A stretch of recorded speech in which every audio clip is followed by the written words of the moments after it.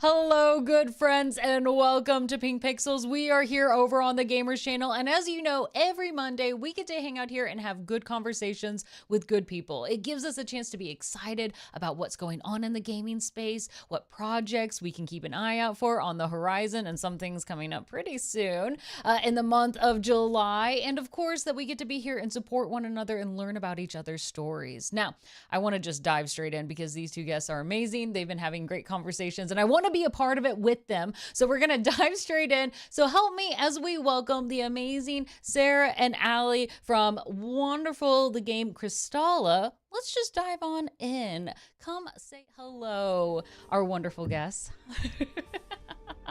Hello. Thanks for having me. Hello. Sarah, let's start with you. Tell us a little bit about yourself. Sure. So my name is Sarah Schaffstall. I am one of the owners at Astral Clock Tower Studios. And then I also serve as our marketing director. So everything from social media to community management and everything in between. I kind of have a hand in all of those marketing pots, if you will. And this is Oscar. He might make an appearance as we go. So. I love perfectly timed Oscar walks across like it's actually amazing. my intro time. Yes. Yes. You're literally talking about how Oscar always has to show up. That was just like, I've never seen him time it so well. That was well done, Oscar. It was perfect. It was perfect. I love it. Well, it's wonderful to meet you, Sarah. Allie, come say hello to us as well. Yeah, my name's Allie. I'm the founding owner and producer at Astral Clock Tower Studios. I used to be a bunch of different kinds of development roles, but now I'm just the one that tells everyone else what to do. So that is now my job. And does it well. Yes, that's important to keep in mind of these things, right? Now, I hope so. Anyway. let's start with the beginning of like Astral Clock Tower, Clock Studios. Like this is amazing. First of all, the logo looks really cool. But tell us about a little bit about the studio itself. Like you all are, of course, women-owned. You're very diverse. Give me a little bit of the background story and why start your own studio? Why be out on your own like this? Good question. So I, before I became a game developer, I was a software engineer. And I did that for many years. I wasn't super happy doing it. I was basically doing it because it paid the bills. So, once I was in a position where I felt like I could manage more things outside of work, I'd gotten like really into Bloodborne at the time. and I remember being devastated reading that there would probably never be a sequel. And I was like, maybe now is the time to become a game dev so that I can get my dream game. Right. So, I went back when you to want it, school, you're like, I'll just give it to myself. yeah, exactly. That's how I looked at it. So I went back to school at that time for a degree in game programming because I figured it was the best path since I was already a programmer. And always kind of with the idea in mind that at the end I would get a job working for someone else. That's usually, what people end up doing in the end. Yeah. But part of the way through, I was put into like a group project. We have a third partner owner named Tiffany, and I met her in my school class, and she was the first other woman I'd met in the program. So I was like really excited to meet her, and that we ended up in the same group. I was like, yes. And so we had a really good time working on the project together. So when it was over, I had already been considering. I just wanted to work with somebody, maybe a couple of people, and make like some stuff outside of school, because there's only so much you can learn in a school setting. Like they're kind of limited in what they can show you. Yeah. So I wanted to push it further. So I went to her and I said, hey, let's make a game together. And then I think at some point we also were like, let's just make a studio and we'll find people to help us with it. And so that's how it became a studio versus just like, a two-person project initially. But, like we'll find more that are like us, that have dreams like us. Yes. Yeah, exactly. So, we found Sarah pretty early on. She was our first recruit. Sarah and I worked together at my day job that I had at the time, and she was in marketing. And at the time, I was doing a bunch of research about, what were the smart, like the common mistakes people make when they do this, right? And so I wanted to make sure to avoid them. And one of them was not thinking about marketing early enough. So I met Sarah and I was like, hey, do you like video games? Come help me and hang out with me. That's the best way to do it. And as Family IT Dude said, yes, hooray for group projects when you're not the only one contributing. Like when you get to handpick like your team members, like suddenly this group project sounds way more exciting. Absolutely. Exactly. We took it from, it was like, oh, that's just actually a pleasant experience. Let's continue it. So Sarah, then you hopped in, you're like, okay, we need some marketing. Where do you even begin of like, okay, they have the idea of the games they want to make and the approach, but like how do we start telling your story externally to people? Yeah, I think at the beginning it was actually really hard, right? Because to do your job well as a marketer, you need content, all the content. So it was like really difficult at the beginning to like, how do I start talking about something when we don't have the amount of content that we certainly have now?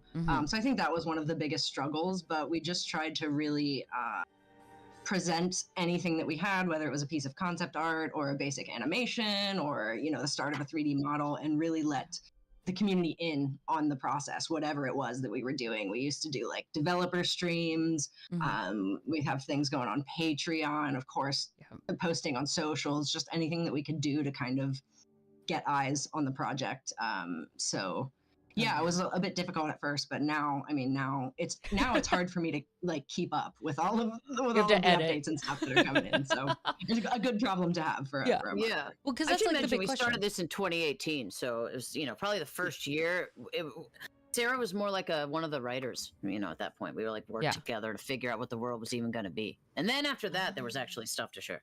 Well, because that's the hard thing. Like at the beginning, you're like, we need people to buy into our story, but we don't have a lot to show yet. And people, especially like when you're thinking on social media, they love visuals. They're like, we got to see it. Give us videos, give us pictures, give us character art at that point. And so before you had like the game in play, or even anything like ready to share with people, where do you begin with that story? Who do you say like, this is who Astral Clock Tower is? Do you start like telling about like the people? Do you start telling about the dreams? How do you get people to buy in before knowing the story itself? Sure. Yeah. I mean, I think we kind of just started like, there are two things that were always at the core of us as a studio, as being women owned, which of course we're very proud of, and cats. Like, wait, the two of you like cats? Hold on. Yeah, I think I couldn't even tell you how many cats we have collectively across the team, but Allie herself takes the cake on a bunch of them. I rescue cats, though. I'm not just.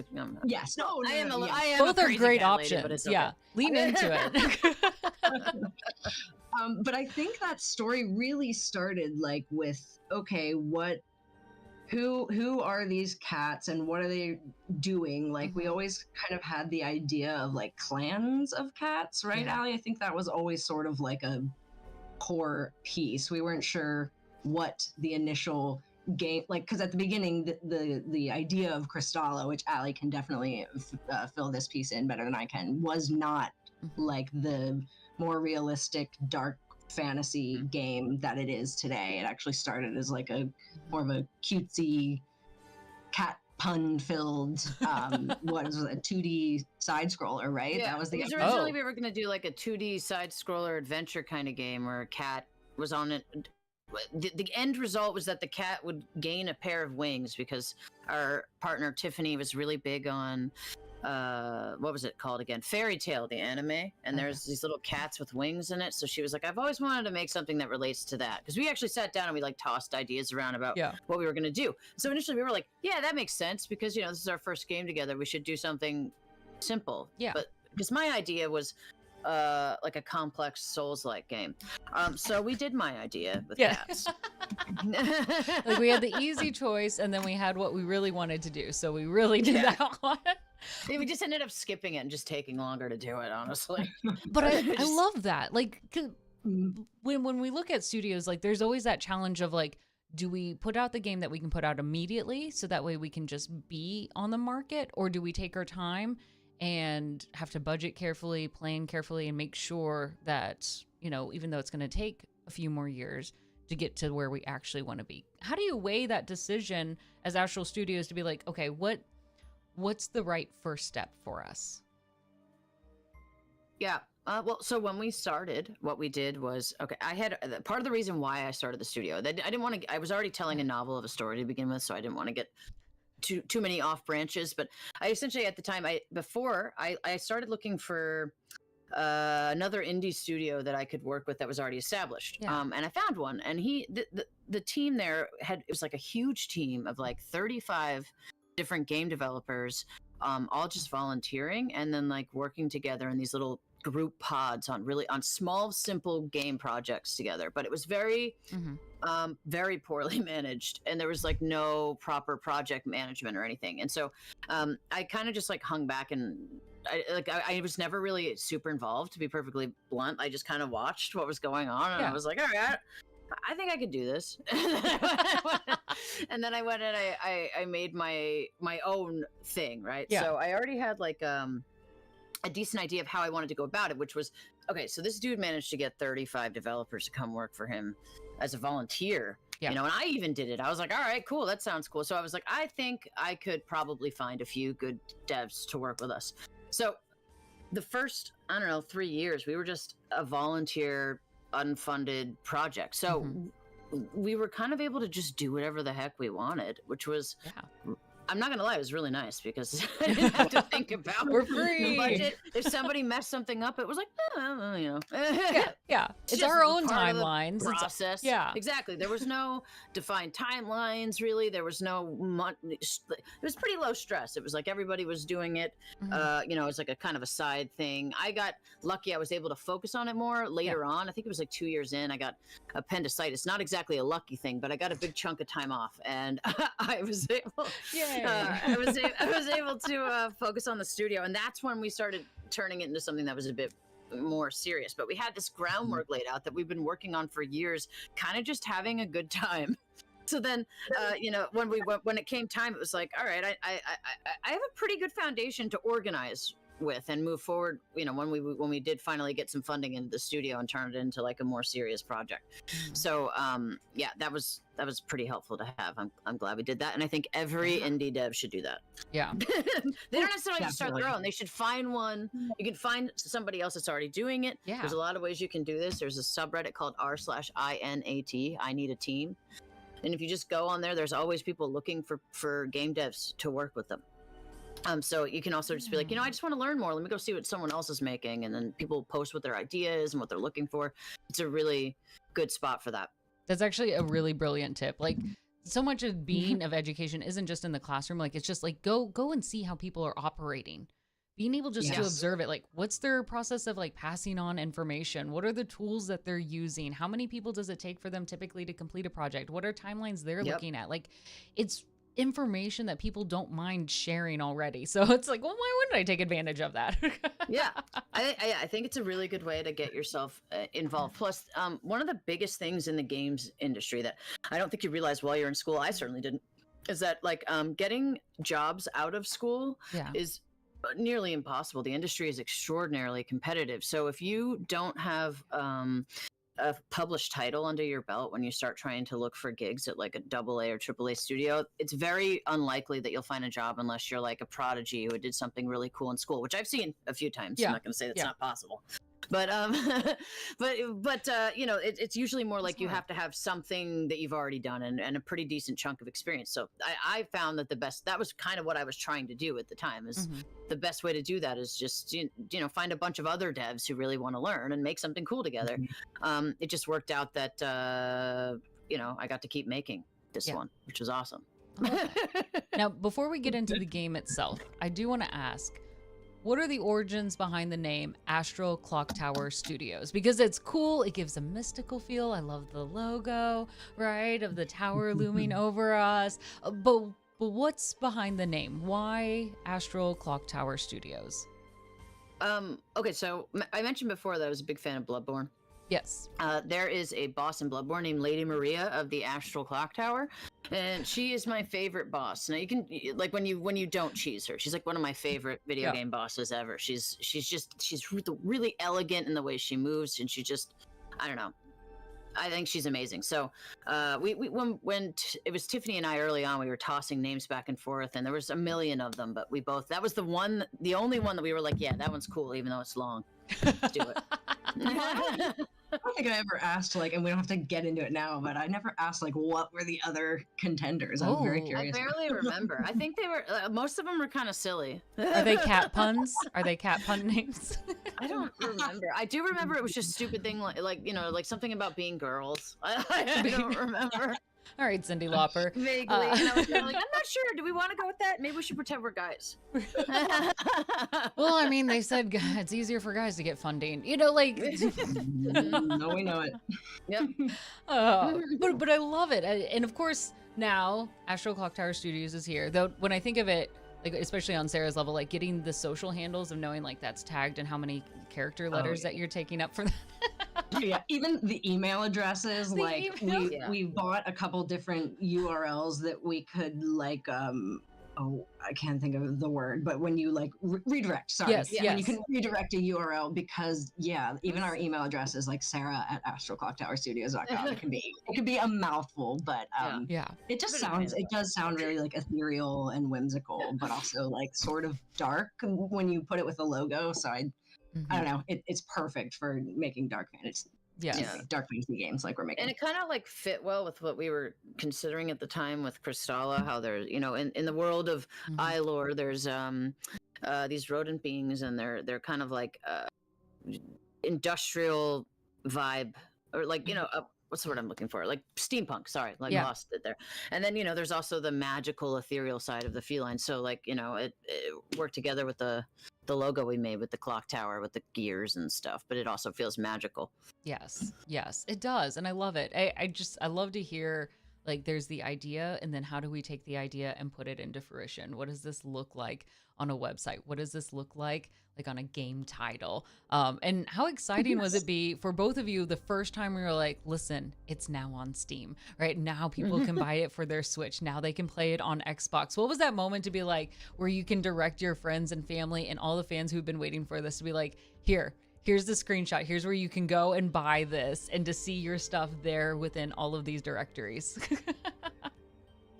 It was pretty exciting. It was. Yeah. For sure. We are right now. We did an early access release for Steam first, so that's been. I'm not gonna lie, a little nerve wracking, but Yeah. it's also going pretty well. I mean, we've got mostly positive reviews. Not mostly. I guess it is just positive, but yeah, it's been awesome. Yeah. I can't believe it's. I still kind of feel like it's surreal because we've worked on this for so long. Yes. It's like shocking. It came out on Steam June 6th, and then all the other consoles, PCs, people are keeping their eye out. Like it's coming, right? Yeah, we're gonna follow up with consoles. Our next stop is likely Xbox because they have an early access program. So we're in the process of applying for that right now, so that we can hopefully get that on to. I don't know exactly how long it'll take, but hopefully in the next month or two. No hate to PlayStation, but I love Xbox, so I'm thrilled about that. No, but I love this. So I wish PlayStation had the same thing. Right? Like, hey, Same. hello. Small hint and nudge. Yeah, right. So here we are, Astro Clock Tower Studios. You all have been working, putting years since 2018, creating your story, getting people hyped for it, and now here we are with the game itself, Crystalla. It came out June 6th for early access. People have been playing it. You've worked with some content creators to put it out there. Tell me about this RPG. It's fantasy, it's cats. I mentioned earlier to you all, like for D&Ders, if you have been playing as Tabaxis and you're like, I've always wanted my character life, like this is a dream. Well, tell us about the story. What's the premise? What's the initial story that we're getting into? What is the vibes? What are similar games? Okay. Let me think about how to start this. I have a hard time telling this in a short form, but I'm going to do my best. Listen, this is take all the time you want. So, Crystalla takes place on the planet of Ilor, and it was a magical planet, mostly filled with animal beings. Yeah. And then, one day, a few thousand years into the past of the world of Ilor, a giant meteor hit the planet and split into 6 pieces. And it wasn't actually a meteor; it was a living being known as the sacred crystals. They broke into 6 segments, and then called to them all of the feline and rodent beings on the planet. Basically, the beings they felt most would be most capable of understanding and interacting with them. Should I have covered my dog's them. ears in this moment? Don't worry, they're important too. Oh, okay. So they evolved the felines and the rodents, and eventually I'm sorry, I don't know why my dog is barking. Sir! Shh. Feels unseen. I get it. Poor dog. Yeah, exactly. He's like, talking about the cat game again. Anyway, so basically they evolved the beings, and the ones that could eventually feline beings became able to speak with the crystals telepathically, and those that were born with the ability to speak to them were known as crystallins, or to have the power of Crystalla. So why is he doing this? So what is he so He's amping you up. He's a big hype. Big hype. Stop it. I'm sorry, I can't even think straight because he's screaming. It's okay. My dogs love to do the same. They're just trying to match your energy, is what it is. This is true. I think he's mad at one of my cats. I don't know what his deal is. He's smaller than the cat, so all he's got is his voice, you know. Anyway, the ones that the crystallins, right? So they waited generations and generations for a rodent crystallin to be born, but none ever was. So at some point the crystals told the felines, who at that point are calling themselves Anagativa, and the rodent beings are calling themselves Kotakaya. We call them Ana and Kota for short. The feline beings told the Kotakaya, the rodent beings, hey, the crystals are saying you should go, do your own thing because this isn't working out. Sorry, guys. And they were like, yeah, you're so full of it though. And they didn't they didn't believe it, but they went on their own anyway because they were like, we got some ideas. We can do stuff. We don't need these crystals. Mm-hmm. And they bounced. Yeah. So they went and started their own society and became extremely technologically advanced. And the Anagativa during that time split into there's 6 different clans of Anagativa. Mm-hmm. They each specialize in a different kind of magic. And they're basically in super close relations with the sacred crystals. These are their besties. They take good care of them. They're and in exchange, they are these all-knowing, all-powerful beings. So, over the course of their society, they developed their own government, and it's called the Raksaka, and the Raksaka is comprised of basically the most proven warriors from each of the clans. And so in order to prove oneself, they go on a journey. They basically choose the strongest warrior from each clan each year to go on this journey called the Raksaka Proving, and they have to visit all 6 sacred crystals and be tested by them. Now, prior to the events of Crystalla, you start the game, you are that chosen warrior of your clan. But typically before now, it was a mostly peaceful pilgrimage aside from the fights with the shard guardians is what they're called. So essentially but that was they expected. pitch you up against. Yeah, of course. Yeah. But so now instead, the Kotakaya have decided, they've had enough. When are they going to get to speak to the crystals again? It's been thousands of years. Yeah. They're a little resentful, a little hurt. Yeah, they're a little upset about it. Poor neglected child here. Come on. They said, let's launch a rebellion right now. Yeah. So that's. What sounds perfect in this moment? A rebellion. There we go. Do it. So they launched a rebellion, and then you start your journey, and things are just way crazier than usual. They were already crazy because you're going through the wilds of the Anagativan clan lands, but that's essentially the framework. So you start the game, you choose your character, you get to choose your clan of origin. At the end of the final game, there'll be 6 clans to choose from. Right now, so far there are 2. The Nisarga clan, they do nature-based magic, and the Mirtuna clan, and they are Ilor's necromancers. So they're super focused on opening their third eye and speaking with the ancients on the other side. They're pretty cool. I love this. Now, Chad and I are all wondering, from the world building side, how do you come up with names? Because there's I love to use fantasy name generator, because my brain is putting letters together does not work well. It always ends up sounding like something that I've already heard before, but all of these feel very fresh. How do you come up with something, especially when you're creating not just a world, but you're creating culture when you choose names. It's reflective Right. of like how they identify, Mhm. the history behind it, the rhythm of the words. How'd you Right, come up right. with that? Because that's a lot. Yeah. Actually, I kind of, when we started doing that stuff, it was like, we just made a guess on the cool way to do it. So, like, we had originally decided we knew we wanted that the world of Ilor to have a unique language, at least one unique language. Yeah. And so we started developing what we called Iloran, honestly, in a very unscientific, unwell planned. I don't know what to say. Like, it wasn't super well planned. Like, we just were like, okay, let's pick a few languages we like, Mhm. and then we would look up. So let's say we were trying to come up with a word like Onagativa, right? Yeah. So we'd be like, all right, what are Onagativa? They are feline. They are, humanoid. They are anthropomorphic. Warriors. We would look up all these different words associated with them, and different languages we thought sounded cool. One of our favorites was Marathi. It's a language spoken in India. We also used Afrikaans and a few other ones. I don't remember what they all are right now, but we would find like pieces of words and kind of stick them together until it created a new word we liked that we felt sounded like something that you would think, oh yeah, like that does make sense. Onagativa sounds kind of like something feline.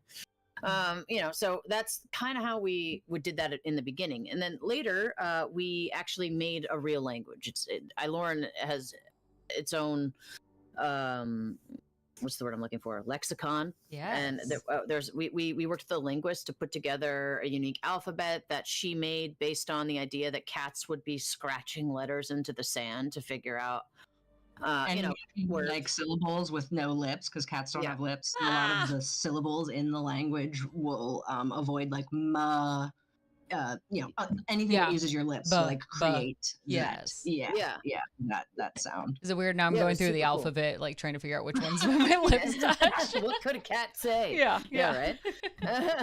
So Well, it's cool too because I think we always wanted some type of like hieroglyph isn't the word, but some kind of like rune Yes. type Yeah. characters. So like that's what's cool about the Afrikaans and the Yes. Marathi. We were really drawn to like their different letters right. for different letters. It aligned like how Yeah, cats different would like, letters for letters. scratch. Yeah. Like you say, Yes. like they Yeah. can do that. That's their style. Yes. Yeah. Dude, Marathi has really cool letters, so that was It's part of it. very It's definitely a big part of the inspo. We used to use Marathi word, like just gibberish words we made up, but we just liked the letters, and then we subbed it out for our real language. So I can't wait for Duolingo to pick this up and I can start learning it through their app. That would be awesome. That'd be cool. Yeah, it'd be cool to have like a whole pronunciation. I mean, we internally have a pronunciation guide and everything. We'll have to get eventually like a really cool lore book that includes, like with Lord of the Rings, like Elven and all those different types of languages. It'd be Yes. very cool. Okay, I'm thrilled Yeah, by that would be this. cool. We got to do that. Ali, when you were telling this story, all I can think is I want to run people through this in a D&D campaign. Like it's that would be fun. Well, you hear the premise, like here's the premise of the world. You get 4 to 6 players, and they each are one from a different clan that they Oh, come and they yeah. represent. Like this is such a beautiful and engaging world. That's just like that's so cool. I can't wait to play in that. Now, Sarah, you had the task of taking this story. Like this is a fresh world. That you're like, listen, people of the world, let me introduce you to this. Where do you begin? Especially when you've got names that people aren't going to recognize. Maybe like when they're expecting cute cat game, this is something that is definitely grimier, it's darker. How do you start to like begin with this where people may not have that same foundation of knowing this because it doesn't have history with the public yet? Totally. Yeah, I think we just tried to start from like a top level, like, okay, there are anthropomorphic cat-like beings. Yeah. They exist in clans. Then there is this opposing species, the rodent-like creatures, and trying to sporadically and strategically throw in like they're called the Onagativa or they're called the Kodakaya to start to get folks used to these different terms because there's a lot of them, as is the case with any like fully fleshed out fantasy world. Yeah. I think just kind of slowly, starting top level and then trying to get more detailed. On our website, we had one of our writers who's no longer with us, but it was so wonderful. He wrote these like short stories that then lived on like a lore page on our website. they're no longer there because they're a bit outdated, because things have continued to evolve and change over the 6 years that we've been doing this. So we need to just kind of restructure them and make them more, historically accurate now with the world. But yeah, I think just kind of easing folks into it, and as we started to get more attention and more people that were excited about the world, that's then when we can offer them more, like, hey, join a developer stream or join a stream on our Discord community if you want to dive deeper into the weeds of this world, kind of a thing. So that's cool. Yeah, you basically had to teach people, like, here's the first steps. Let's start with what feels familiar. Now I'm going to teach you the next name, and then yes, exactly that. Yeah, and even like just trying to drive it home for ourselves too at the very beginning. Now it's like second nature, but yeah, like, okay, these things are called this, and this is that, and yeah. So who at the studio is fluent now? Yes, exactly. Yeah, I think it all comes secondhand. I mean, we still have some, some in the later episodes. Our early access is sort of broken into 7 episodes. The first one is available now, so there's only this, fraction of what the full game will be. So some of those later episodes, there's still a lot of NPCs and quest lines and that kind of stuff to fully flesh out. We have game end scenarios in mind, but it's the getting there, that is still to come on some of it. Okay, that's cool. This is just amazing how much you had to do in preparation, because this isn't like an easy, like, when I think of like easy story games, I think of ones like Call of Duty. It's like, well, they're just taking stories of worlds we already know. They don't have to do any world building. The locations are already determined. All of the items already have names for what they are and how they function, right? It's true. There's a lot of shortcuts versus how much background work your studio had to do to just make sure there is foundation. And even that it may not be referenced in game, you all still need to know, like, well, what's the history? What was it? And then in small ways, how does that come and seed through? Even though there might be like, here's 5 pages of lore, here's the 1 page that actually makes it into this particular like quest line. And how to bring that to life. Now, I want to show the trailer here in a hot second, but before we do, when it comes to it, I want to kind of make it a clear framework. When it comes to this game, what is the essential thing you think people need to know about Crystalla? Whoever wants to go first. What is the essential thing to be like, okay, when it comes to describing it or what it is or who it is to gamers, what is Crystalla? Okay, that's a good question. I think I would say that, like, you're not just a cat because we love cats. That is very true. But you are given certain skills like traversal and parkour skills, or a lot of it's very heavy on stealth. So like the way that you can approach things in the world, I would say try to think like a cat, because you can move in very quick, agile ways. Verticality is your friend. Look for like ledges and tight ropes and things to climb and that kind of stuff. It's not just totally like ground based, what you might expect in like a Souls inspired type game. Yeah, like recognize and use the movements. It's a new way to encounter and engage the world instead of as a human. Access and play up on those cat-like features, which I love, because there's so many games where you might be able to have like a cat-like inspired, but it's still all the same human mechanics. Yes. That happens often. Yes. I mean, honestly, even early on when we were developing Crystalla, we started that way because, to be blunt, it was easier to make. Yes. Yeah. Fewer animations. Done. And beyond. Yeah, I could just, alter things to make them work versus having to make everything from scratch. So yeah, we've had to make everything from scratch, but it was worth it. Yeah. What about for you, Allie? What's the big takeaway? As Family IT Dude reminds people, the first rule of any adventure game, don't forget to look up. Yeah, that's a good one. Remember all right, so one of the big things I see when I watch people play is that they forget that every build is a magic build. Crystalla's very magic heavy. It's so, you can do whatever you want, but you also always are going to have magic at your disposal, and it's a big part of the leveling.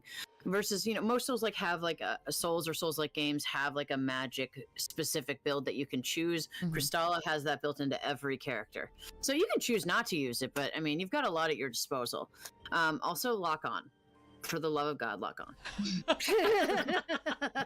I love it. I love it. Well, let's go ahead and take a look at this trailer itself. We're going to embrace the world of Crystalla. We're going to see the magic in this world and in the cat. So hang in, friends. Let's go ahead and flip on over to this.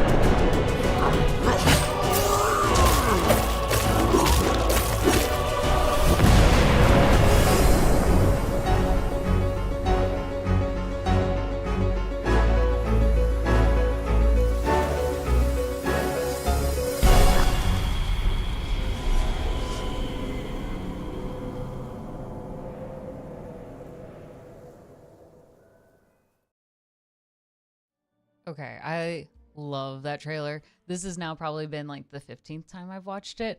But when I watch this, it gives me all of my favorite, like, yes, I see of course all of our favorite, like, Skyrim feels, Elder Scrolls, Oblivion kind of vibes. I get the Dark Souls absolutely coming through. I was like, okay, this is gonna be a little hard, but I'm also adoring like the movement of the characters, like the acrobatics behind it, the slashing of the claws that come through, the mystery, the darkness, the rising to the challenge of the hero in this space. Like, it is an adventure through and through. I love this. And I know this was like the tone, like you're like, we could have gone cute and adorable and easy, but here we are, and this game does look hard. What are some of the challenges and the bosses that we get to face? You mentioned, of course, the Crystals, like they have some of their guardians, right? Or shields was the language for it. It was shard guardians is what we call them. Yes, yeah. Yes.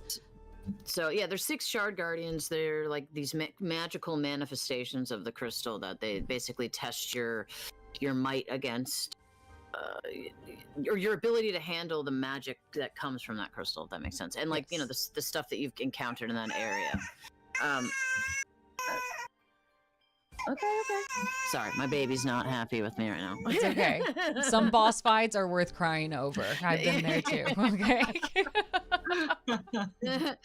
But yeah, there's also lots of other, you know, so there's a couple of bosses in each of the 6 clan lands. Yeah. There's also there's like main story bosses, and there's also a couple of side optional bosses in each of the areas. You know, plus you experience and encounter new enemies everywhere you go. There's each of the clan realms is like a bit different from the last. So like the Nisarga clan lands are kind of swampy, and they have like you go through an old fishing village that's, you know, there's lots of water. There's foresty, swampy based beings there, you know. Okay. And then the next area we'll go to is a cave and a catacomb. So like you're dealing with undead and spirit type enemies and mushroom beasts and all sorts of crazy stuff. So each area differs. And like the third one's like a tundra based place. So, you know, think Bring your Yetis, parka. mountain goats, crazy things. So you get to, there's a lot of different kinds of challenge, and it's nice because it's hard to get bored when you're at least experiencing new enemies a lot. It creates a lot more work, but personally, I find when I'm playing games like this, if I encounter the same enemy a lot, it does get really tedious. I like to see new stuff every now and then, even if it's really difficult when I see it. It's Well, it helps you evolve as a gamer to be like, how do I tackle this differently? Like, it's not just like the same fight where I can spam the same move over and over. You're like, I want to think strategically. I want to be able to react and then them react to what I'm doing in that space. Now, I have to ask, because I see this in chat and pause, right? Do we get 9 lives before we officially die? There's a 9 lives mode. Yeah. Okay. Yeah. Yeah, Which we're it's not excited about. standard, but yeah, it's like a special mode you'll be able to choose and open up. And if you can beat the game in 9 lives mode, then you can open up maybe another even more intense mode. Level up each time. We love that. We love that. Yeah, So so harder every time. you do so much behind this. What is it like every time you guys? So this next update is coming July 15th, which is not far away. It's July 1st right now. We're 14 days. We're doing a countdown officially now for this, right? We're 14 days away, and you all are releasing a bunch of new content. What are you excited for players to experience now? Especially for those of you who might be on the fence, like, do I want to get this? This is the time, because you're going to get some new stuff as part of this. Yeah. We have a good list of things that are going to be in there. I want to make sure I don't say anything incorrect, but I know that right now we're working on getting a third starting weapon choice in there so that you can choose to play with the greatsword. So right now you can start with the claw weapons, or essentially unarmed if you want to, but the claw weapons are basically unarmed but stronger. And what's the other one? Sword and shield. So then the other choice will be, which is kind of like the middle ground between greatsword and super fast claws. Yeah. And also, what else are we doing?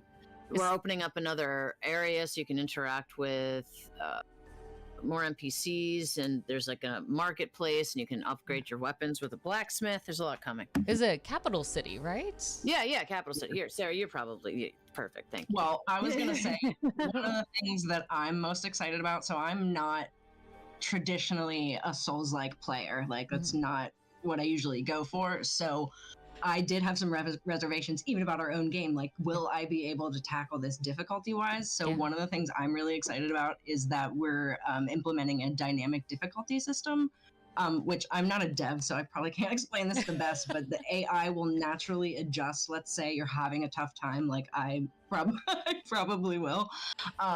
It will naturally adjust to your level of skill. And Allie, please correct me if I'm wrong, because I know you know more about this than I do. But I'm very excited about that, because it's, some people hear Souls-like and they might get have some trepidation about that. But I love that Crystalla is very welcoming to new players who might kind of want to ease into the genre. I'm very excited. And vets alike. There's also people, it's not like too easy for people that would not want it to be, but it's also adapted so that newer people, it's less exclusionary. So, there's the dynamic difficulty mode basically is, so if you're having a rough time and you're dying and the game sees, this person's, this is now the 4th time they died, right? Within the hour. Time, but this is just a random scenario I'm making up. It'll adjust things, like it'll make the enemy's health pool a little bit lower and make you do your damage output a little bit higher. And then, let's say you're doing really awesome and you haven't died in a while, the game might start, slowly ramping that back up to where you were, because you don't need to be handheld as much now, right? So it basically just adapts to how you're doing in the game, and hopefully helps people over that hump. Where I often, when I interact with gamers who aren't big fans of Souls-likes, I always hear a similar story where they've hit a wall and they just died and it just wasn't fun anymore. Yes. So I'm hoping we can avoid that with this with that setting, because I understand. I've been there too. I just those games are just made for me, because I'm like a gaming masochist. Like I'll play the same boss 150 You're like, times. it's fine, I'm dying again, who cares? I literally did that this weekend. Like that was my weekend, dying over and over again to the same boss. Oh dang. You live life very differently. I think Sarah and I are more on the same page of like, there's a certain amount that we're willing to die. especially like just our approach or how we take games. And so I when I hear of this, I'm like, this is amazing. Because there are some days where I'm like, work has already killed me. I don't need my game to murder me more. there's I a definitely balance. understand that. Yeah. So Yeah. the fact and how this kind of really reacts to the player feels so much more personalized, that it recognizes that there is a cap. So yeah, you don't get to a point where you're like, well, I just can't progress in the game because I can't it just figure out isn't this fun strategy. anymore. Yeah. Yeah. So I think this is such a really exciting and smart piece of technology to have in here. I cannot wait, because I know I'll definitely be the kind of person who tests that kind of dynamic system. I wonder if Yeah, at some you'll point have your to let us system's going to be know. like, are you okay? Like, that's my specialty when it comes to testing games. But this is also something that, because your game looks so exciting, and the hard part of Souls is some people will look at that, hear that it's hard, and be like, well, then it's just not even for me to begin with. Exactly. Yeah, that's what we're hoping to avoid. Yeah. So this No, is, you should try it. It'll be good. Yeah, you're like, trust me, give it a shot. Give it a shot. So tell me about this new location that's coming in, the capital city of Nisar. Am I saying that one correctly? Yeah. Yes. Score. So the capital city areas are like they're more like story hubs. They're not necessarily what's the word I'm looking for? Combat areas. So you're not gonna, there's some in one later on, but not in Nisar. Most are like safe havens. Like these are where the clans are, right? Yeah, exactly. Okay. It's like you get there and it's almost like you're living in a bubble, because like all of the horrible things that are going on outside of the city aren't happening in the city, because the sacred crystals are there protecting them. So the cities are kind of like these little safe haven bubbles, sanctuaries, if you will, right? So they, it's a place where you can go and speak to different NPCs, open up unique quest lines, buy cool stuff. Yeah. Stuff, just explore, go talk to the sacred crystals, fight some shard guardians, that kind of stuff. Just little things. It's all easy, super fun. Another cool thing is there will be, and I believe he will be included in our July 15th update, but the blacksmith. So currently you upgrade weapons without him, but you'll be able to upgrade your weapons with him. But then also another thing, if you're like new to the Souls like formula, you'll be able to train for combat with him without like fear of death or losing your XP, which is called Chris in Crystal. Not right away. That won't be in this update, because Correct, later, but he should be in there, right? He should at least be there. Weapon upgrading with him. Yeah, you can talk to him and get a weapon upgrade. Yeah. So no, it makes sense. Like this is like any relationship. First you get to know them and you become friends, and then you can fight them. Then I'll let you beat them up. It'll be fun. That's all my friends. They're used to me. I hand them their lightsaber and then we fight. But I think that's actually really, like, this is nice pacing, and again, it reminds people like, keep looking forward to each update that it goes with. Like that's going to be something to continue to look up for. Now, I did also see there is a third boss fight that is coming up, and the name sounds horrifying to me. Weaver of Echoes. Really, really badass. I would like to add that actually to my business card. I think some people might do, treat me with a little more respect. Weaver of Echoes, what can you tell us about, what is it like to, first of all, reveal boss fights, and then specifically about this third boss fight? Very excited about it. Okay. Well, it's actually going to be a side optional kind of boss, so like you could technically if it's too scary, skip her, but yeah, she's a spider boss. I should mention it is an update that's coming soon, but I don't think it's going to be in the July 15th drop. Okay. Just so that we're clear, because I don't want people to go looking for it and be upset if it's not there. You're just not looking hard enough. Yeah, but it's a spider-based boss. She likes to collect echoes, and so there's like a whole thing with the. I won't give away too much because it's pretty cool, but she collects voices and echoes, thus weaving them into her. Pulling them all together. Okay, I love that. Now, Sarah, you probably see on social media when people start tweeting about it or they're streaming about it. What are you seeing in like the reactions already from people who are fighting the first two bosses that are out there, going through the character creation process, encountering all of this world building that you've already put out there? Definitely. Yeah. Well, I would say number one, the character creator is what immediately draws people in. So the full game will have an even more incredibly robust set of options for you to customize your character, including sliders to like change the shape of your character's face in different ways to like adhere to different breeds of cats. But even what's in the episode 1 of the early access right now is so comprehensive. I see creators and players going crazy over like, holy shit, I can be a Russian blue, I can be a tuxedo cat, I can be a Siamese cat, a ginger, I can be a hairless cat. Any and everything. That's big for sure. And so many more options still to come, like I said. Yeah. And then I think just the combat, you're talking about some of like the slow-mo, like critical attacks, like when you can drain excuse me, you can drain an enemy's balance bar and that will leave them vulnerable to a takedown. And the developers just did such a fantastic job with these takedowns. They kind of are like slow-mo for a second and they just feel really satisfying and impactful. So I've seen creators also really losing their shit, excuse the language, over that because it just feels so good. It really does. I love that though, because there's nothing just kind of disappointing where like you've been doing this big fight and then you just do a classic slash and then they're dead. And it's like, I've been doing all this. I want a final move. I want a finishing move. Like, give me my cinematic piece that makes this feel conclusive. Like the slow-mo flip in the air as I come down with the claws. It is pretty satisfying. Yes. Yes. Give us the crown. Stealth kills, like sneaking up from behind and you can just like claw an enemy's throat out. Like, it's really cool. And it's cool to see people experiencing that. Like when we watch people live streaming or whatever, it's really fun. I am curious on how many people, when they first play this the first time around, actually just choose cats and the design based on their own cats. A lot of people do. I would say most people do. If they see one that looks like theirs, that's typically what they end up playing as. You not though, you know. Like that's the big opportunity. Now, why not? I gotta ask, when it comes to the inspiration for the movements, like obviously very stealth, action, and Sarah, you mentioned like even how they interact with the world and see it in the movements. In the terms of fights, is that also inspired by like your actual cats and how you see them fighting? Like when you have them, like when you're the toys and they go bad at them. I assume you've never seen them do any stealth takedowns in the way that is built in the game, but I'm curious, as someone who does not own a cat, how much inspiration came through on this?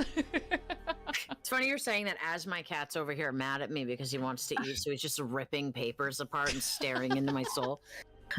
He's got his own mini boss going on. He's getting old, and so he just has become this like honorary old man, I swear. Okay, so it's a little bit difficult for us to.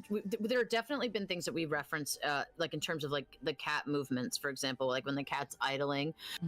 They're one of like the things it'll do while it's sitting there is it'll stop and get twitchy and kind of look around, and his ears twitch around and stuff. So things like that, absolutely. It's a little bit harder to adapt things like how they might attack, just because we're dealing with a humanoid character. But I mean, like the sneaking around, the cat goes down on all fours and is like hidden in the grass, and so it's definitely still calling. What's the word? Referencing their ancestors. There we go. Close enough. I saw recently too in some updates, like a 4-legged wall run action happening. That's a work in progress just internally with our team, but it looked very cool. Okay. I love that. I love that. You're like, listen, we've got more dreams and they're coming out. Just keep an eye out for them.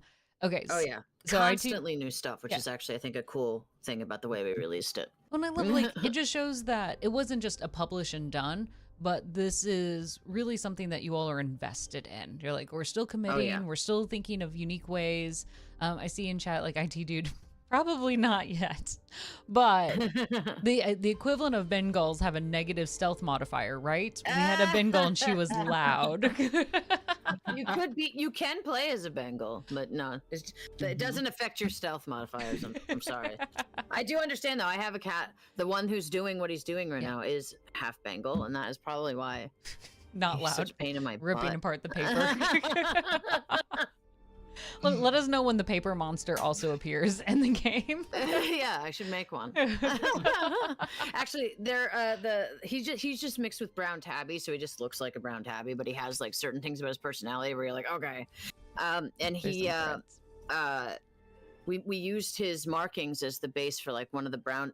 Our character used to it used to just be a brown tabby character when we did all the development for years. Yeah. And the brown tabby markings are based on him. His name is Binky. Okay, that's not an intimidating name. That's very adorable. Binky the Paper Destroyer. Yeah. Well, this little monster's gonna save our world. No, I gotta ask, but. Well, let me slide this in before we take a little bit of a break because I want us to be able to dive in and I want people to see the actual character creation mode. Sure. How many of your cats are actually in the game? Like, is Oscar in the game? Is obviously Binky is. Like, are they as NPCs at all? Oscar is an NPC. Yeah, but we don't see him yet. It'll be later. Okay. And a couple of my cats are. There are two bosses named Irog and Biaslog, and I have two cats named Irog and Biaslog. But the names from Kristalla came first. Like I rescued the cats later, and I was like, "You guys are Irog and Biaslog." I'm never gonna call you that. You're Aggie and Bia. And then Atreus Stone is a really important character. He's the leader of the Roxaka. He's based on my cat, Atreus Stone. Mm-hmm. One for one, straight up. Not even just looks like him; it's just same name too. You know? Yeah, he does look like him, but we changed him up a bit. But he has Atreus's face, like 100%. That's fair. Yeah, Atreus Stone, and then who else is in it? There's so many different. Brutus is based on Sarah's cat Bert, the blacksmith that you'll meet in the update. So we'll get to fight Bert. Very excited about that. Eventually, yeah. For now, Bert's just gonna upgrade your weapons, but later he'll train you for sure, which would be good. Sarah, what was it like when you hopped in and you're like, you get to meet your cat in this new light? It's very cool. It's cool just you. being able to like hand photos of your own animal over to like the concept artists, and then they create this really cool bipedal sentient badass creature that's like based off of your animal. And yeah, and then like the story writing bit around it, like we'll always try to imbue, you know, maybe like basic character traits from you know, one of our animals into the character that they're portraying. So it's very cool. It's very cool, and it allows us opportunity too to not only pay homage to our own animals and our own cats, but also like different creators, or like we've been talking recently about teaming up with some like local no-kill foster organizations and rescue organizations to potentially create skins based off of like adoptable cats to try and like they're available for a limited time. We haven't fully fleshed it out. This is totally just me sharing top level details of a conversation Allie and I had just the other week. We just keep dreaming, right? Like that would be amazing. Yes. Yeah, we want to give back in some way for sure to the creatures that we are clearly obsessed with. I love that. Don't you dare make me cry on stream. You know what? This is good. We'll take our little break so that way I can compose myself. And we'll come back. We're gonna dive right into the character creation, and that way you all can talk us through like the options, the story, the movement, the magic behind our characters, and what people might expect when they first hop into this. I can't wait. All right, we'll see you all in a little bit. Awesome.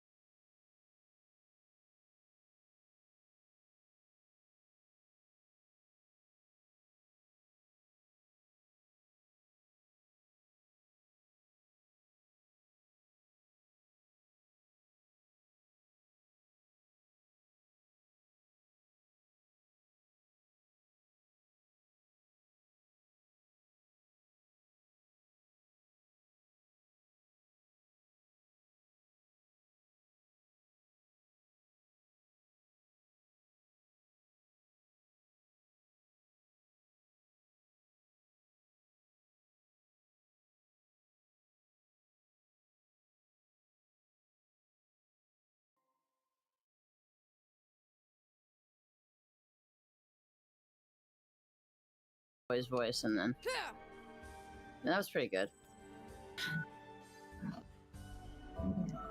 You can hear it? Okay. Alright, cool. Let's go with, well, we'll go through a few of them so you can see how cool the different furs are. So this is the long-haired option. You can also be a short-haired cat. So I could be... I had a cat that looked just like this when I was a kid named Beelzebub. Yeah,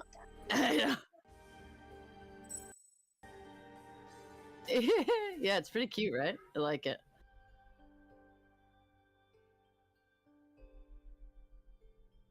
Ooh.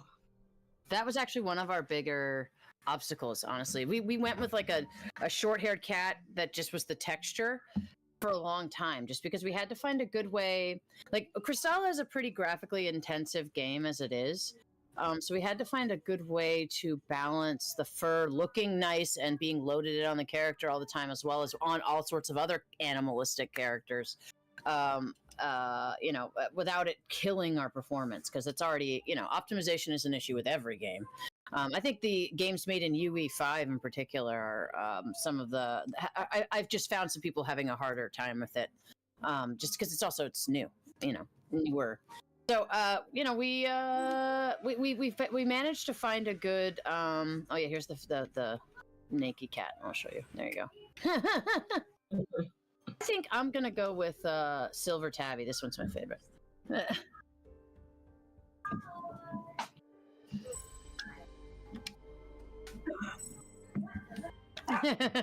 You can play right now, but yeah, July 15th there's an update. We'll do the Mewtwo. There we go. Oh, that was funny. Oh no! Yeah, there we go. It Yeah, so crashed. Hungry Fishy, yes, it's on Steam right now with updates coming That's out, weird. and then console will be coming out soon. Uh-oh. So I had a random bug. 1 second. I have not you're had good. that happen before.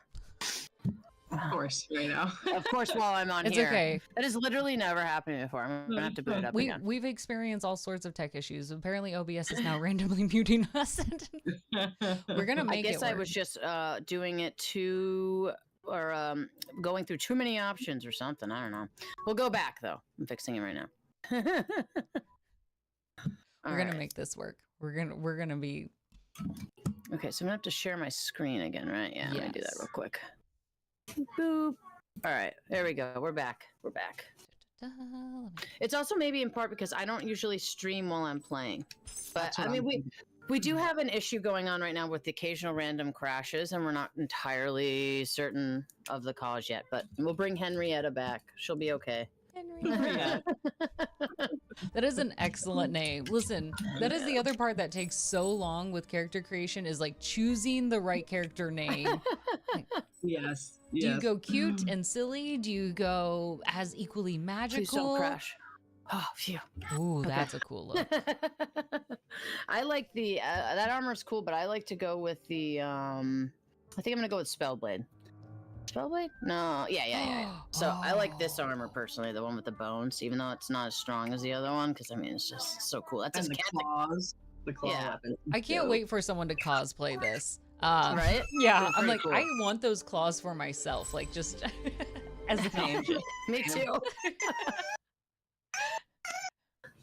Hey, Four Cats, right. you love this game? Good choice. We respect your choices. You Yeah, have I've good been taste.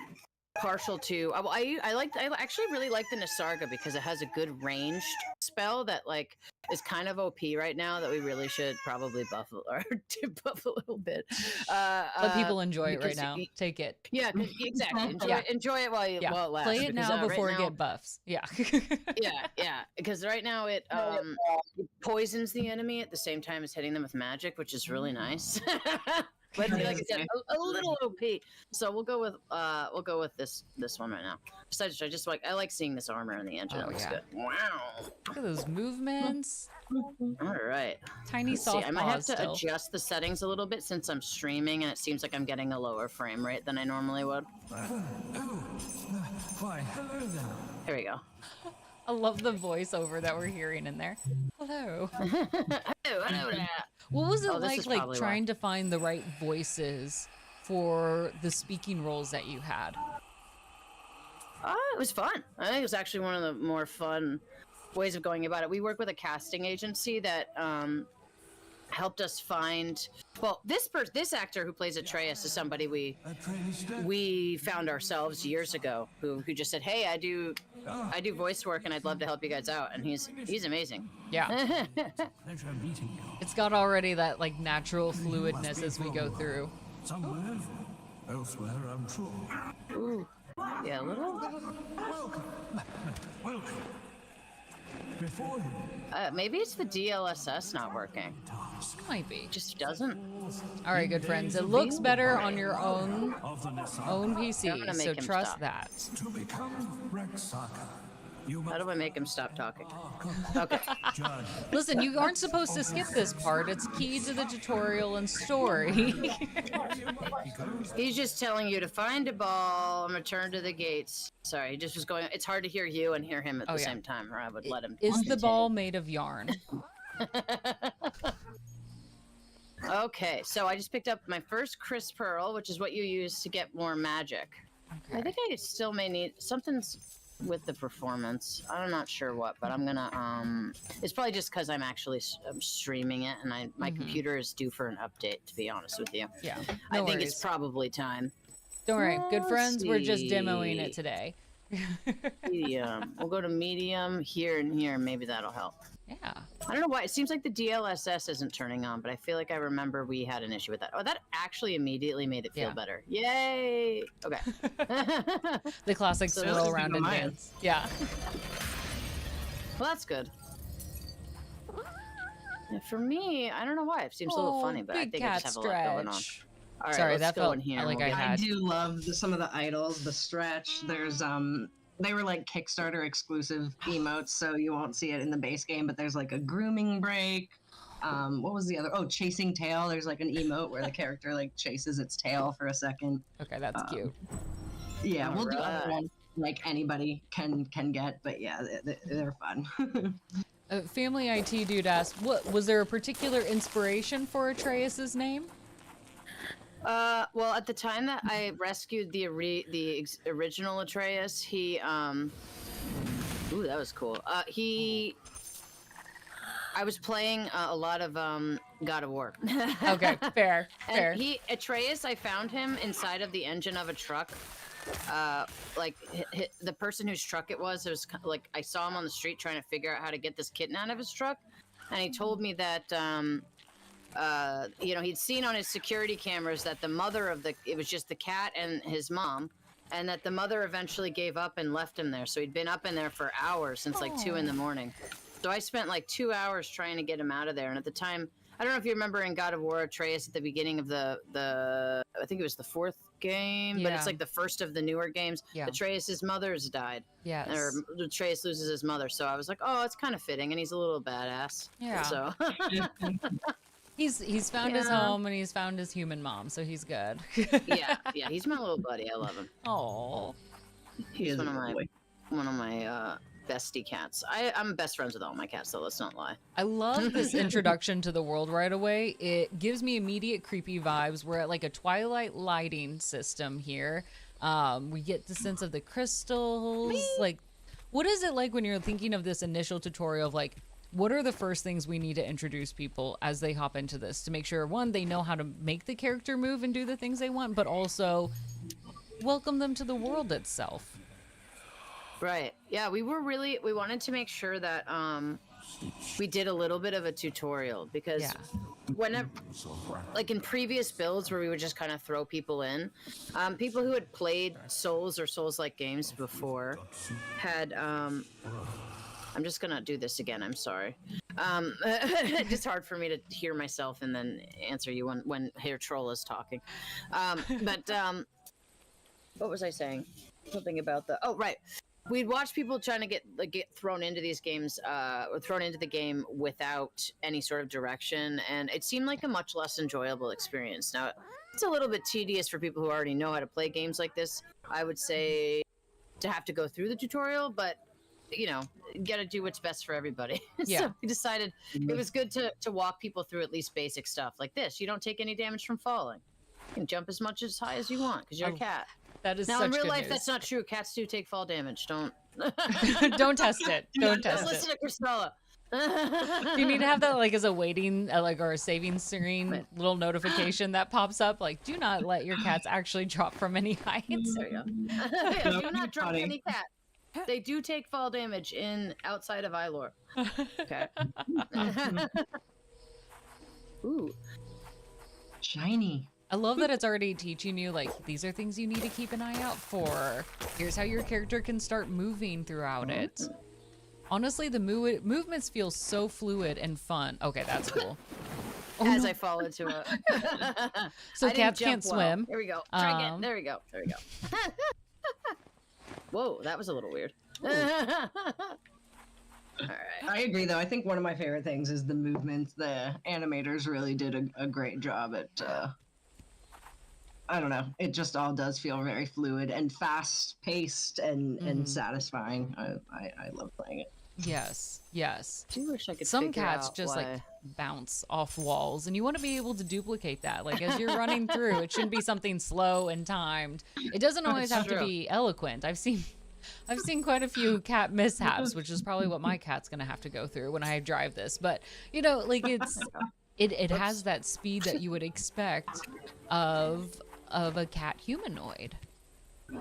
Well, and one of the things I don't think we touched on earlier is that it's not implemented yet, but there will be like a feline skill leveling tree. So some of your feline skills will be enhanced and updated moving forward. Like we've been considering maybe like night vision or like, There we go. in The Last of Us, how you can like listen to like Through hear walls, the zombies and shit. Yeah. So something like that, or like foregoing the need to find a key so that you can pick a lock with your claws. Like Okay. we're still fleshing it out fully, but it'll be very cool. So Okay. you'll get even more agile and feline like kind of as you go. I like that, but Yeah. then like because we know there are some cats that are like, this cat's really good at jumping, and then there's this cat and it's like, jumping is not their thing. I hope they have another special skill. It's very true. Well, it also aligns with the story, right? You're going through this journey starting as like a fledgling warrior, and your goal is to go to all 6 of these clan lands, master the magic, and along with that, your skills as a mage, as just, a warrior doing melee combat. So it kind of goes alongside with that you might start off a little more clumsier on your feet, if you will, just for lack of a better term, and then get more advanced and better as you go. Okay, that's I still like my fantastic. bone pants better. Fashion over function, my friend. Listen, if you don't look good, you don't do as much damage. I think that's obvious game logic. Amen. That's why I love a third person view too. Yes. Actually, that's really good to point out. Like, yes, that you get to witness all the cool things that you're doing. Yes, totally. Now, I Yeah, know those takedowns, so cool. Every time I see them, they're so cool. I want to swip in this question because I hear the adorable mews and meows that are coming through. Are those real cats, or is this a human making their best cat sounds? It's a combo of both, actually. Oh. There's real cat sounds, but there's also some that were done by our voice actors. Just so that it's what's the word I'm looking for? It matches up. Yeah. Yeah. So because she's already making other sounds, so then if there's like a sudden random thing where it's like, well, that doesn't sound like the same voice. So we just kind of did that to flesh it out. Yeah. So we have each of the voice actors ends up having to do their own like set of cat noises too. It must be fun, actually. Yeah, I think that would be really cute to do. Now, I know we're that was running close lucky. on time, so I want to perhaps end on our own lighthearted note. I would love to hear from each of you your best cat sound then. Hungry Fishy, it will be coming to console, Xbox, Nintendo Switch, PlayStation. They'll all be seeing them eventually, so it'll just be paced out. So keep an eye on their notifications. You can follow them on their socials, which after we do our cat sounds, let's plug in all of those. You can follow also on their website, so that way you can stay updated and know exactly when those suckers are coming out. So cat sounds. Who would like to go first? I'm nervous. I know. I'm like, am I good at this still? Yeah. Oh, that's a good one. dang. That's my girl cat, Ellie. Oh, Yeah, I do like what is it called? What is that? The That little noise, wind up. That. Yeah, it's little- like cat activate noise. Yeah, the cat activation noise. Yeah, the cat activation noise. Cat. And I guess I'll just do a meow. Let's see. Oh yeah, yes, that was perfect. Yeah, Yeah, there we go. There we go. We know that one. That's a good classic. Perfect timing, because now we can do this before we go Oh. too. Oh yeah. Oh. Yeah. Okay, that's satisfying. And then we get to hide in the grass. Oop, don't glitch in the wall. That's one of the best places to hide. Then the game can't find you. Yeah. True. Good point. Oh, I thought he noticed me, and I was displaying a bug. So no. Ooh, winner, So winner. It is Yeah, fun. it's I love cool. sneaking around and and finding like all the areas like that you just jumped on, like that lightpost. Like where can I have that verticality element? Where can I climb? Yes. Where can I leap? That kind of stuff. It encourages the exploration, which I think is something some of our adventure players need to remember. Don't just do the quest, explore the space. Totally. Yeah, because there's a lot of like story pickups. And good loot, as we all know, that you might miss otherwise. Sometimes I end up just crawling around because I like to. It does look very cool. There we go. Well, one of the things I like about it is that we're not super slow. Usually Yes. when you're in like squat, like I was playing Elden Ring over the weekend, and when you crouch, you're really slow, and it's super annoying when it happens by accident. But it's like no big deal when it happens by accident. And Crystalla, because you're still fast. Yeah, you're like, this is how it should be. Fast little cat. I love the little wiggle of the tail. I think that is absolutely adorable. I am very grateful that the tail wiggles and covers instead of the usual cat butts that we see on cameras when they walk in front of our Zoom calls. This is very true. It's a little more discreet, so I appreciate that. Well, I want to be thoughtful of each of your time as we climb up this wall and continue to venture in Crystalla.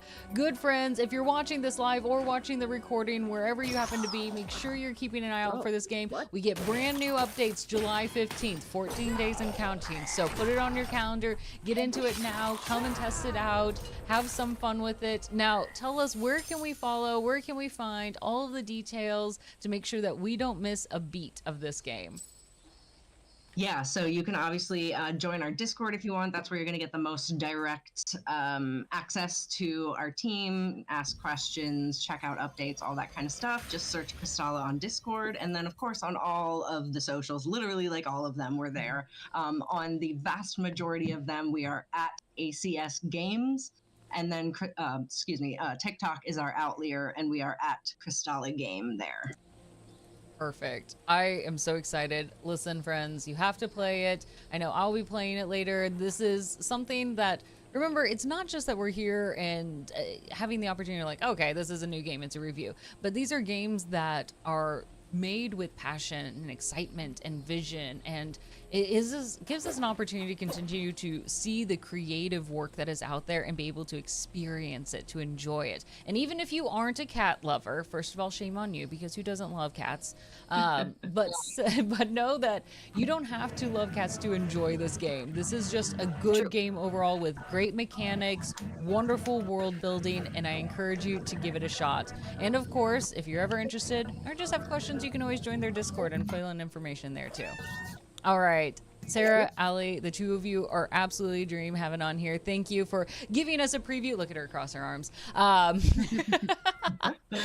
Any final words before we wrap up today? Thank you so much for having us. It was super fun. Yes. Thank you, Caustic, and thank you, chat, and to the Gamers and PinkPixels audience. We really appreciate it. Absolutely. We're so glad to be here. Listen, this is amazing. We've been following the Gamers for a long time. We'll need to bring you all back in a couple of months with the latest updates to talk more about what we're That would be seeing, awesome. more updates, more changes, more cat stretches. I cannot wait. More cat. We're just gonna do some cat naps together, everyone. That's healthy too. That's healthy too. Well, we'll go ahead and wrap up today, but remember, good friends, make sure you give them a follow across all socials, right? It makes it easy, ACS Games, and of course over on Discord, Crystalla, and you can find it on Steam right now. Keep an eye out July 15th for more updates, and have fun. You kitty cats. We'll see you all next week. See ya.